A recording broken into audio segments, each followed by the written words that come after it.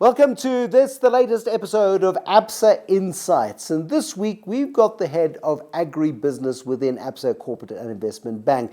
His name is Roux Wildenboer. That's a good name for a guy in agriculture. It's like, this thing, nominative determinism. If your name is Van Vieren, you become the fireman. You fires. And you Wildenboer, you become the wild farmer guy. And I've been called many funny names. There was one wildebeest a variation as well. But yes, it's an interesting name, third generation Dutch immigrants. Never farmed, no one in the family ever, so it's just one of those accidents of history. You can therefore have an objective assessment of agriculture because agriculture is really hard. I mean, anybody who's ever lived on a farm knows that either rains too much or rains too little. It's either too hot or too cold. There are always lots of good reasons. Agriculture is really hard. Interesting thing about agriculture is that it's always going very well somewhere and very poorly somewhere else. Right? So the South African agricultural sector is very diverse. It ranges from smaller scale farmers to massive commercial concerns. And generally, if we look at the economic factors, agriculture in South Africa has done fairly well over the last 10, 15 years. You'll find some sectors that's doing extremely well, like the Western Cape fruit exporters, for instance. Western Cape fruit exporters are doing really well, and they've got highly specialised, really well-run operations. Mpumalanga avo farmers feeding into the Tesco's in the UK, the Sainsbury's in the UK. Sundays River lemon farmers have done incredibly well. But the vast majority of agriculture depends on the rain. The vast majority of agriculture is dry land, whether it be wheat in the Swartland or mealies in what they used to call the maize quadrangle of mostly the Free State. So in terms of South Africa, our staples, which we grow, maize mostly, and some wheat, and soy and sorghum, is all rain dependent for the most part. And you see those cycles. 2015, 2016 was a very bad year. We had a very severe drought, some say the worst in 100 years. And we see that in those areas where those farmers are trying to recover from that period. And farming by nature is a very cyclical and volatile enterprise, and you have to take multiple year views. And sometimes you find that some clients won't recover and others will. No, but it's the nature of farming. I mean, it's been happening like that since commercial agriculture kind of emerged in South Africa 150 years ago. Some people succeed and some people fail. It's the nature of the business. But the scale of commercial farming is what has changed so fundamentally, even over the last decade. A decade ago, you'd have had people commercially farming 1,500, 2,000 hectares. Now it's rare to find farmers, commercial farmers, with fewer than 15 to 20,000 hectares. Yes, dry land.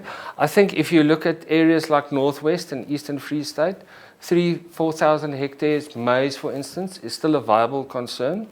But you see concentration and consolidation has been very, very strong over the last 10, 15 years. And it's an interesting phenomenon. We've seen the area under cultivation for certain enterprises like maize, for instance, reducing, but we've seen yields and production actually increasing. That's the hybrid crop. I mean, the stuff that gets people very upset, and genetically modified food and all of that sort of stuff.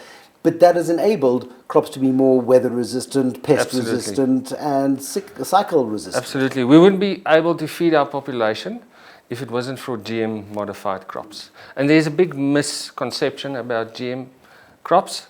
They are safe, and that has led South Africa to be a net exporter of food over the last 25, 30 years. There are people doing incredible things in agriculture. I mean, we could put people off wanting to go farming for life. But if you look at a guy like Tommy van Zyl, he's the guy who runs ZZ2. He produces, I think, 1 out of every 3 or 1 out of every 5 tomatoes in South Africa.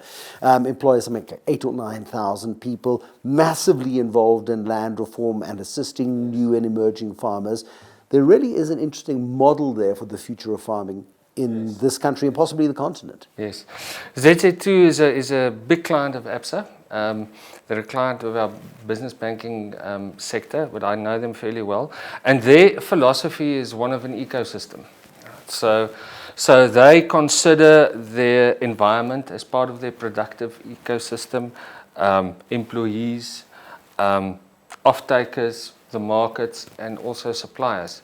And they've done a very, very big job and good job in some of those rural areas like Moketsi and Soutpansberg to firstly create thousands of employment opportunities, which impacts the broader communities as well. And they've done a lot to assist, let's call it farmer growers or outgrowers with small-scale farming operations in cattle as well. So that's been a very, very successful story. I mean, farming is hard enough. I mean, farmers, when I was growing up as a kid, farmers would go to church religiously, particularly if it wasn't raining.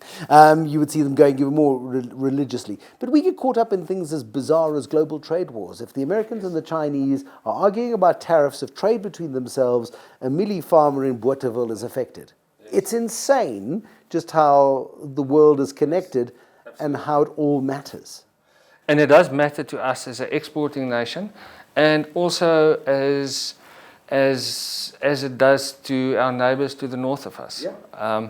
We've had very good examples over the last 6 months where you would see, because of the fights between the Americans and the Chinese, nuts, pecan nuts and macadamias that are produced in America and California wasn't exported in numbers to China as they were previous years, and then those nuts need to find, and raisins need to find a market, and it goes to Europe, where we export to as well. So we've seen with pecan nuts and some of the other products that prices were depressed this year, purely because of that fact. And for some of our countries like Kenya and Tanzania and Ghana, that's a very important factor, because cashews are a very important export commodity for them.